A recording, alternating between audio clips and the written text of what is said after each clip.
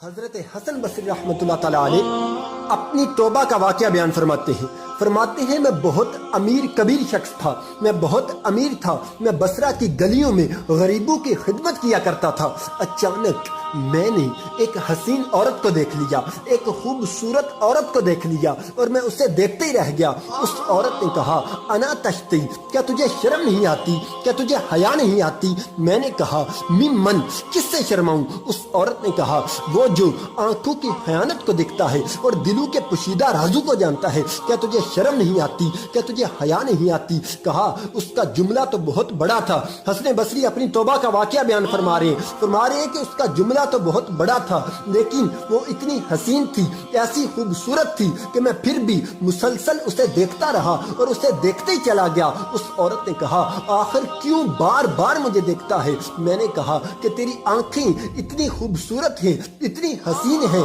کہ تیری جھیل جیسی آنکھوں میں ڈوبنے کا جی چاہتا ہے۔ اس عورت نے کہا اچھا تو ایسی بات کرتا ہے تو پھر یہاں تو انتظار کر۔ کہا میں انتظار کر رہا تھا۔ وہ عورت اپنے گھر چلی جاتی ہے، تھوڑی دیر کے بعد اس کی خادمہ آتی ہے۔ اس کی خادمہ کے ہاتھوں میں ایک تشت ہے، تھال ہے، اس کے اوپر ایک کپڑا ہے۔ فرماتے ہیں میں نے وہ کپڑا ہٹایا تو اس میں اس کی 2 آنکھیں تھی کہ اس نے اپنی دونوں آنکھیں نکال کے اپنی خادمہ کو دے دی کہ ان کی وجہ سے اس کا دل دین سے دور ہوا ہے، مجھے یہ آنکھیں نہیں چاہیے۔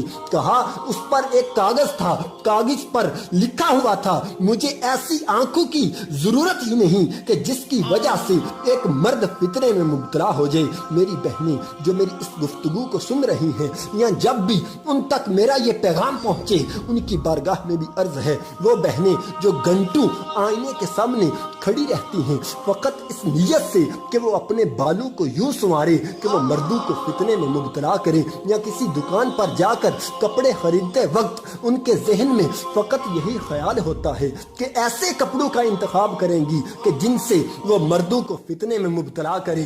یہ بھی امت کی ایک بیٹی ہے کہ جس کی ایک ادا سے ایک شخص ولی کامل بن گیا، حسن بصری بن گیا۔ حسن بصری فرماتے ہیں کہ جب میں نے اس کی آنکھیں دیکھی میں تحکم کھو بیٹھا، میں زارو قطار رو رہا تھا۔ روتے ہوئے میں گھر چلا گیا، پوری رات میں روتا رہا، پوری رات استغفار کرتا رہا، پوری رات توبہ کرتا رہا۔ حسن بصری فرماتے ہیں کہ فجر کی اذان سنی، اچانک خیال آیا اس عورت کا شکریہ تو ادا کروں کہ جس نے اپنی آنکھیں میرے لیے، میرے دین کے لیے، میری توبہ پر استقامت کی خاطر، میرے ایمان کے لیے قربان بھی کر دی۔ فرماتے ہیں جو ہی میں اس کے گھر پہنچا، جب اس کے گھر گیا تو ادھر سے اس کا جنازہ نکل رہا تھا، اس کی موت واقع ہو چکی تھی۔